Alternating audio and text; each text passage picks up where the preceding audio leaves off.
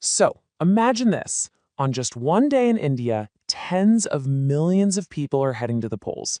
And get this, it's not even a national election.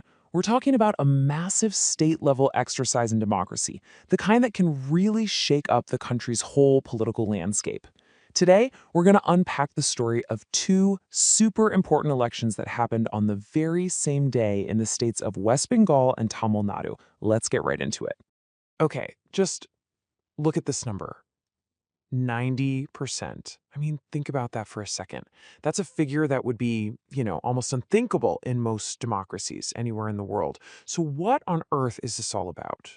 Well, that 90% is the approximate voter turnout in just the first phase of polling in West Bengal. It is a staggering display of just how invested people are, and it totally sets the stage for a story of passionate, high-stakes politics and some seriously contested ideas. All right, so here's how we're going to break this down. First, we'll get a sense of the sheer scale of this whole thing. Then we'll look at the two very different political battles playing out. We'll introduce you to the key players, dig into the controversies on the ground, and of course, talk more about those incredible turnout numbers. And finally, we'll figure out what happens next. First up, let's just try to wrap our heads around how huge this democratic exercise really is. I mean, we are talking about electorates that are bigger than a lot of countries. Now, check this out. In West Bengal, you've got nearly 68 million eligible voters. Then in Tamil Nadu, there's another 57 million. If you put those together, that's over 125 million people eligible to vote on a single day. And this is just for two regional elections. It's honestly a logistical and democratic marvel. But this isn't just about big numbers.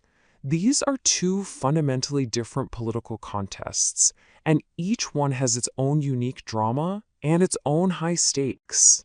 And this really shows you the contrast, right? Over in West Bengal, it's like a classic heavyweight boxing match.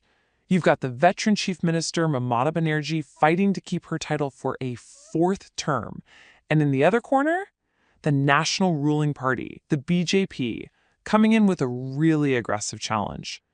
But then you zip down south to Tamil Nadu, and whoa, the picture is way more complicated. It's not a two-way race, it's this multi-cornered battle with established alliances clashing, and then, plot twist, you have this brand new party, the TVK, started by the superstar actor Vijay, jumping into the ring. A total wild card.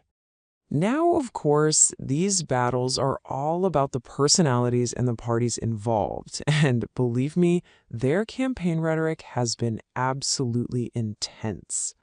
So here in West Bengal, you have Chief Minister Banerjee coming out and directly accusing the BJP of using divisive tactics.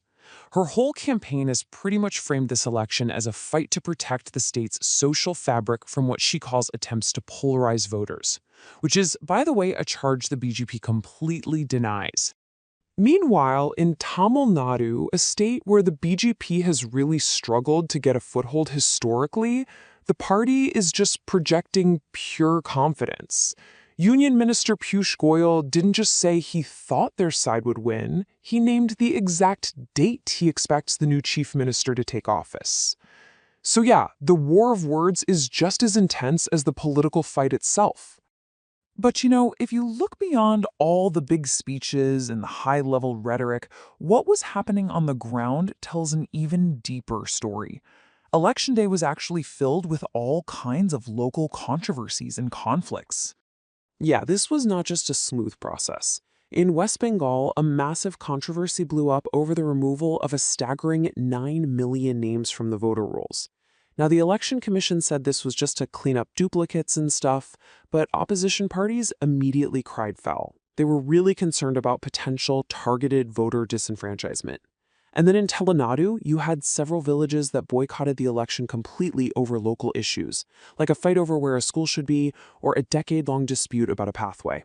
Even the new TVK party filed a complaint, saying there wasn't enough public transport to get people to the polling booths. But here's the thing. Despite all those issues, or maybe even because the stakes were so high, people came out to vote in absolutely breathtaking numbers. Let's take a look at the data. So, like we saw right at the beginning, West Bengal's first phase hit nearly 90% turnout.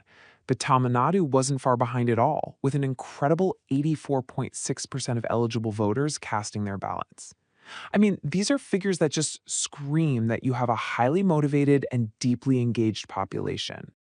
And if we zoom into Tamil Nadu for a second, you can see some really fascinating differences from place to place. The district of Kuru had an astounding turnout of almost 92%. Others, like Kanyakumari, were a bit lower, but still at a very high 75.5%. This kind of data really shows you that passion and participation can vary, right down to the local level. So the big question is, what does this massive turnout actually mean?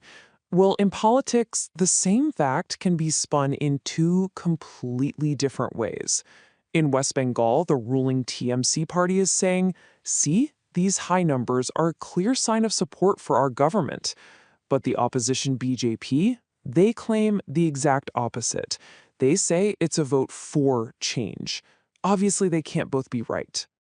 So, with millions of votes cast and all these conflicting claims flying around, when do we actually find out who won? Well, not right away, and there's a very specific reason for that.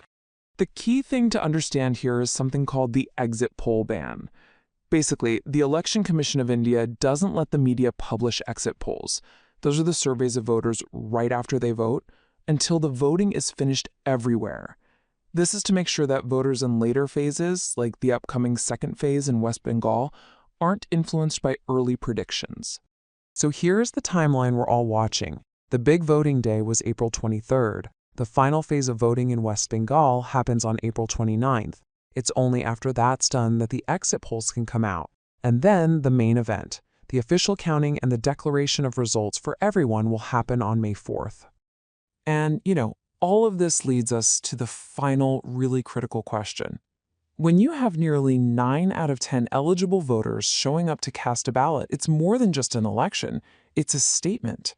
Now, whether it's a statement of satisfaction or a cry for change, that's what we're all waiting to find out on May 4th.